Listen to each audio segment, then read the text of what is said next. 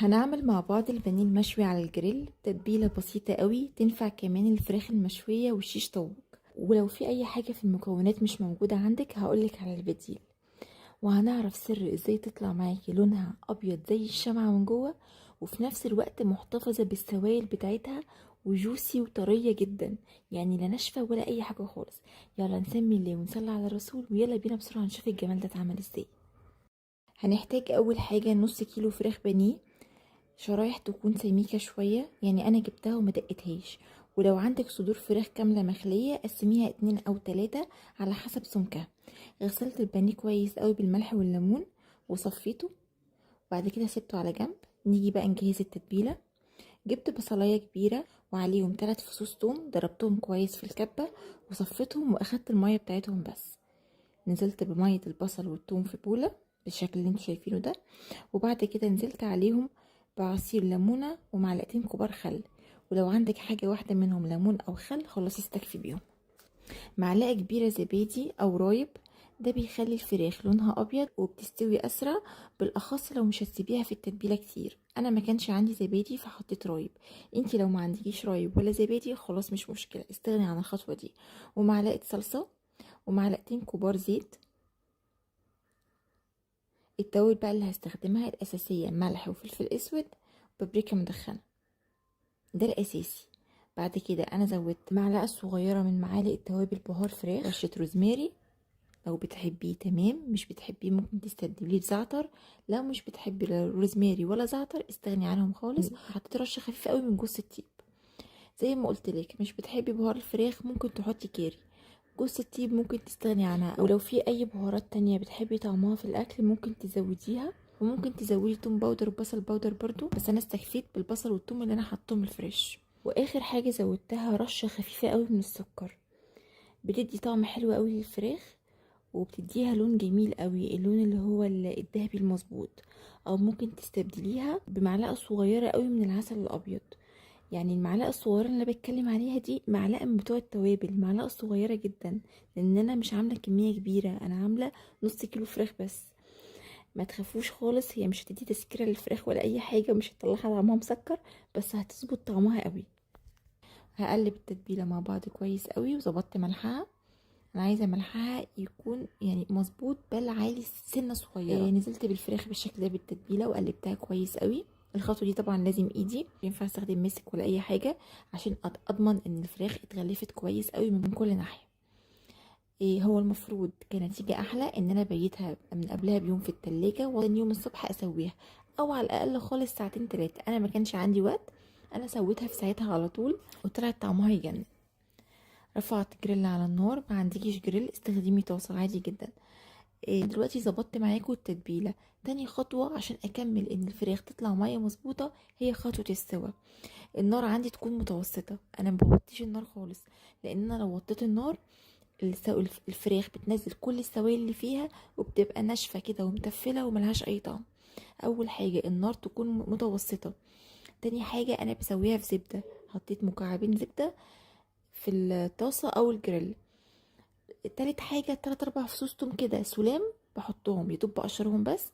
ولو عندك روزماري سليم حطيه عودين، ما عندكيش حطي رشة روزماري زي ما انا حطيت.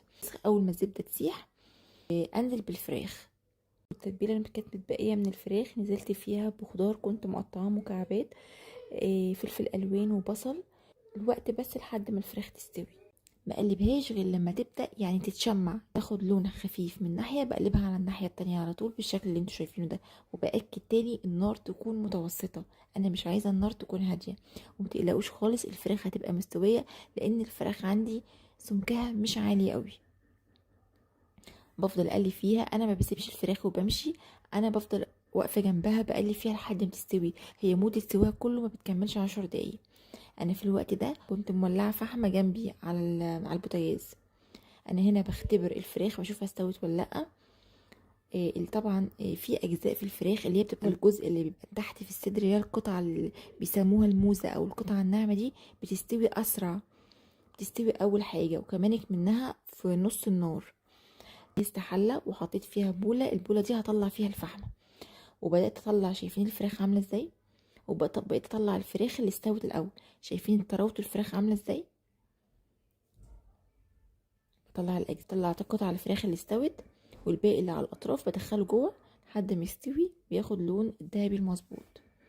بغطي الحله عشان الفراخ ما تنشفش لحد ما اطلع كل الكميه.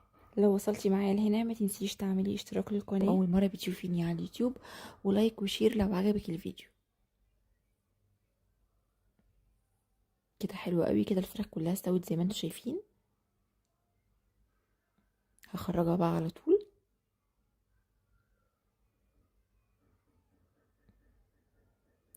وفي الوقت ده برضو كانت الفحمه جاهزه. طلع بحط على الاجناب، حتى لو احطها على بعض عادي مفيش مشكله خالص قوي كده. هنا بوريكم برضو طراوه الفراخ عامله ازاي.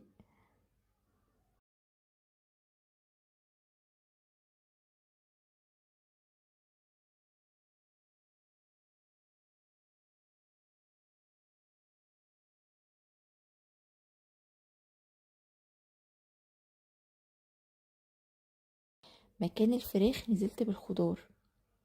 انا الخضار عايزاه يدبل شويه وياخد اللسعه بتاعت الشوي دي.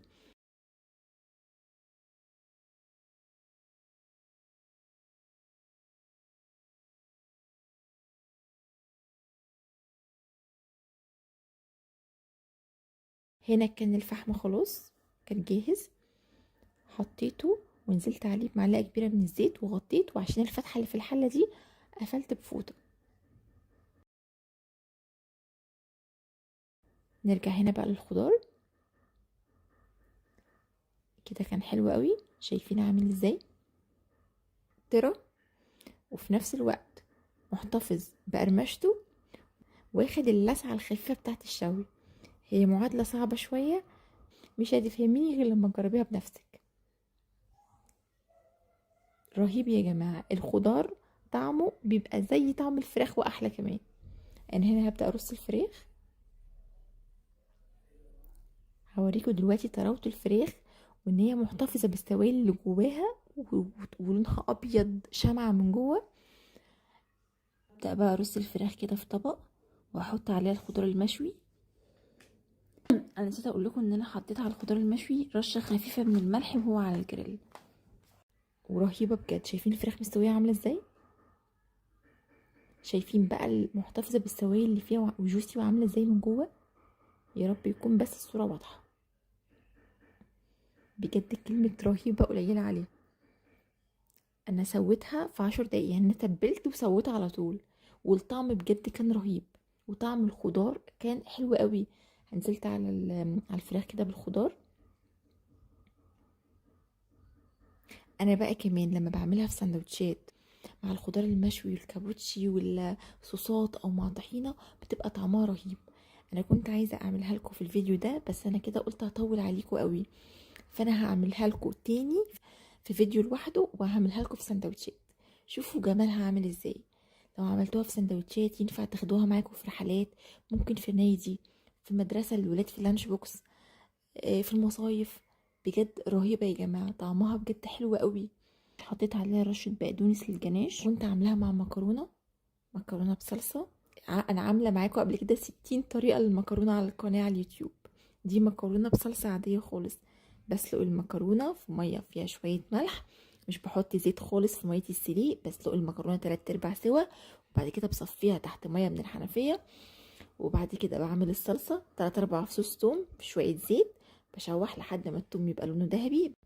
بنزل عليه بعصير طماطم متصفي من القشر والبذر، والتوابل ملح وفلفل اسود وبابريكا، وبغطي وبهدي النار لحد ما الصلصة تتسبك. وبعد كده بنزل بالمكرونة، ولو كانت اتمسكت في بعض شوية بحط عليها شوية مية من الحنفية وبقلبها لحد ما تفك تاني من بعض، وبعد كده اصفيها كويس واحطها في الصلصة واقلبها وبألف هنا. وبكده نكون وصلنا لنهاية الفيديو بتاعنا النهاردة. اتمنى وصفتنا تكون عجبتكم وتشاركوها مع كل اللي بتحبوه.